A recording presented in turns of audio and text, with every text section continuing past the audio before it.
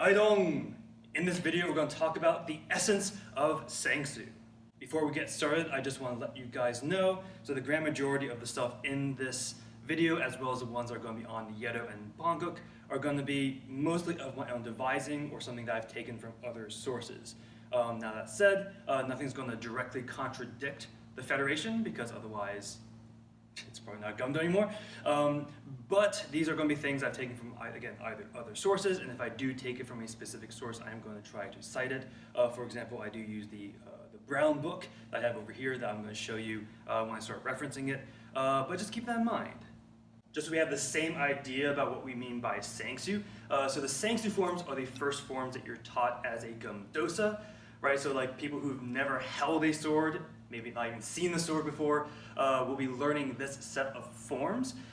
So if a complete newbie can just pick up the sword and start learning a sword form, this set of forms must be really easy, right? Not necessarily. Now there will be a few reasons that sang-soo is the reason that we do start with it, but it's not because it's any easier or harder than any others, right? So if you have learned the Yedo or the Banguk, you probably know, like, well, like they're different, right? So they are different styles, but you probably had just as much difficulty learning, for example, Form 12, sang-soo 12, as you did with, like, you know, Banguk 4 or, you know, Yedo 9, which is a really long and fun one. So it's not necessarily that it's, again, any easier or any harder, but there is one thing that the sang-soo forms have particularly working for them. The first reason is going to be sort of not about the actual style in and of itself, but it's going to be how it's presented, right? So what I really love about the sang-soo forms, and this is something that I haven't really seen in other martial arts as much, is that each form really builds off the other, right? So for example, in Form 1, again, when you're going into it, you've never held a sword before, right? And then it's like, all right, so what you're learning in Form 1, all right, how do you, first of all, hold a sword, right? So like, all right, so, okay, blah, blah, blah. How you hold the sword, how to move with a sword in order to cut, and also how to, like, obviously draw and put the sword away, because you need to do that, right? So there's a bunch of things going in. So like, for example, in Form 1, that'll give you a complete newbie. You're gradually introduced to many ideas, right?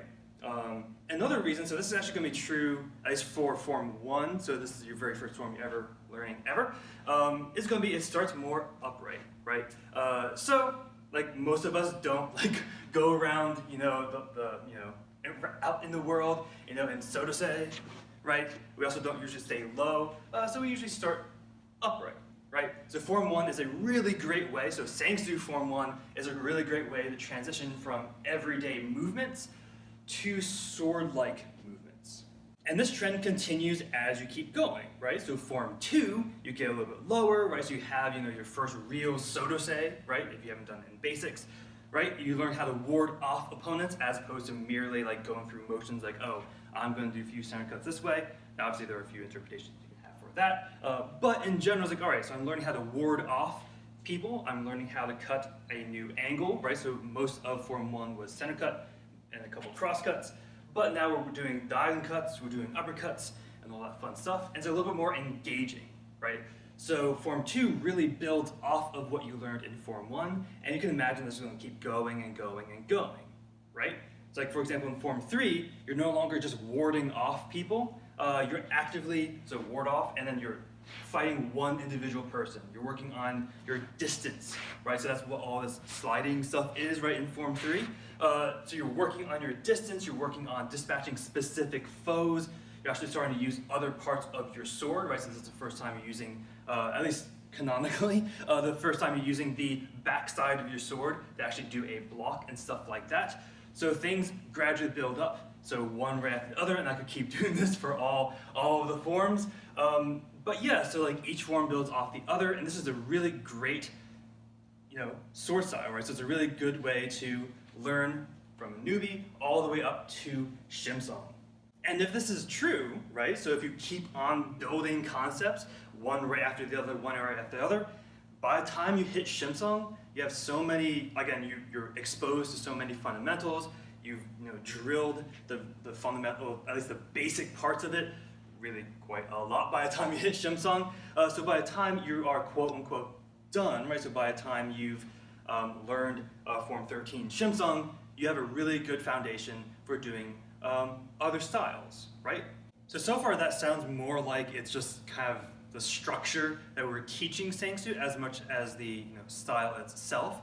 So let's take a look at why the style itself is actually pretty good for people who are new to swordsmanship.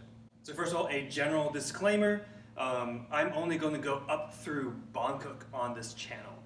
So I might mention like maybe a few ideas about Jembek and anything above that, but because the Federation is sensitive about information above Bangkok, I'm actually going to stop at Bangkok. But that doesn't mean we don't have enough to work with, right? So that's 3 different sword styles that we can play with.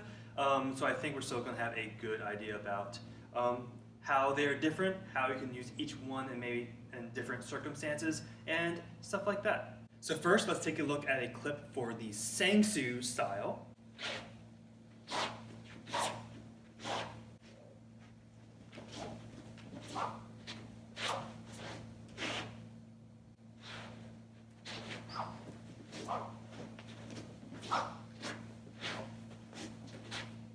And then the Yedo style.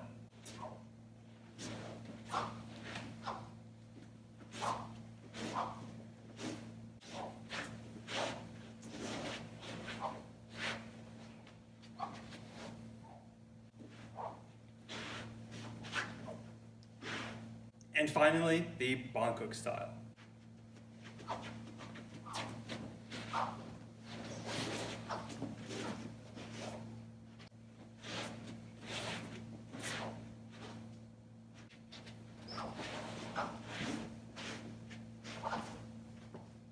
So what you might notice is that the Ssangsu forms are sort of 50-50, right? And what I mean by that is like the body is doing about half the work, and the sword is going to be doing about half the work. So if you take a look again at the Yedo clips, you'll notice that the sword's actually guiding first, and your body kind of follows along with it, as opposed to the Bangkok, right? So the Bangkok looks like your body is doing the twisting, and your sword kind of follows along. And this makes sense for a first style, right? So like, for example, we don't go through the world in our everyday lives not doing 50-50 that much, right? It'd be kind of weird if we're walking down the street or something like that, leading with our arms, right? First, like the equivalent of the sword, right? So kind of like do this. Obviously, that's really weird. It's also the opposite, right? So we lead with our body more. Again, like the sprinter. Again, looks weird. So Ssangsu is again more 50-50, which is again what we more do in our everyday lives, right?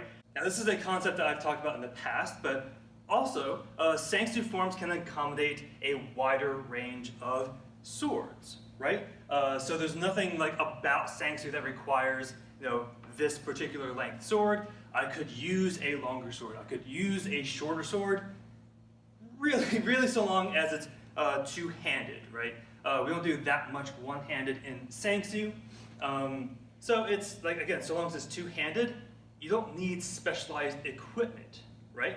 I can just pick up any old sword or even a stick if you want to use just a stick, and be able to use the Ssangsu style, or at least train with it so you can get better at, again, learning a bunch of concepts and fundamentals and stuff like that. So also in the similar vein of the whole 50-50 idea is that the Ssangsu style is a little bit more hard in the sense, so in opposition to a soft style.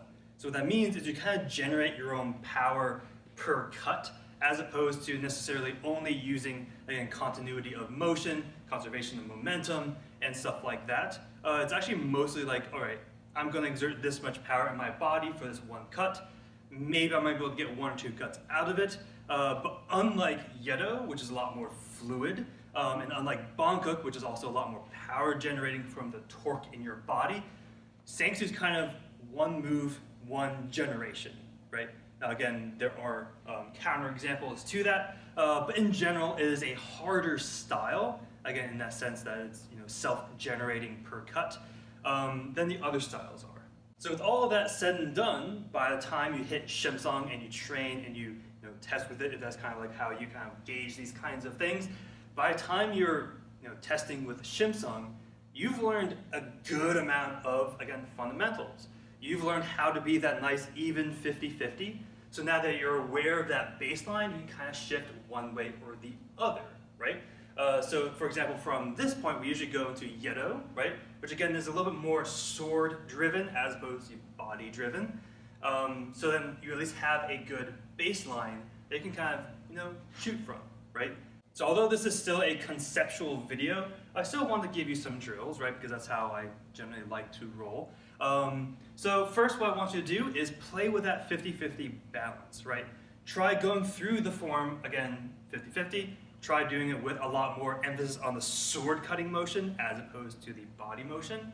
And do the opposite, right? So really push your body and kind of see what your sword does naturally and kind of see if that affects the way these Ssangsu forms kind of, again, work in your brain. And maybe one way is better than the other, right? So I could be completely wrong and that'd be amazing. But yeah, so try that out. Again, try with, again, different percents of, again, body versus sword versus all that fun stuff, always so long as you have good synchrony with it. On top of that, try it with different sword lengths and sword weights and stuff like that. Because I said that Ssangsu is really good about the widest range of the three styles that we're going to be talking about. So try it, right? So try it even with like a bow staff or something like that. Try it with a one-handed machete. Try it with all sorts of different things. Again, see what works, right? Now, some of these drills are going to be kind of spread throughout the 3 videos talking about each of these styles, right? So we're going to, again, try these different things with different styles. But again, try it out, right? So try one-handed, right? So that's going to be our 3rd drill. Try going through a Ssangsu form just with one hand. I do want to go a little bit more in depth with the combat style of Ssangsu in the future. So keep an eye out for that, right? So I'm going to make a video about, again, what makes Ssangsu different from the other 2 in terms of the actual combat in terms of it. Yeah, so just keep that in mind. But as always, stay humble, keep training. Haidong!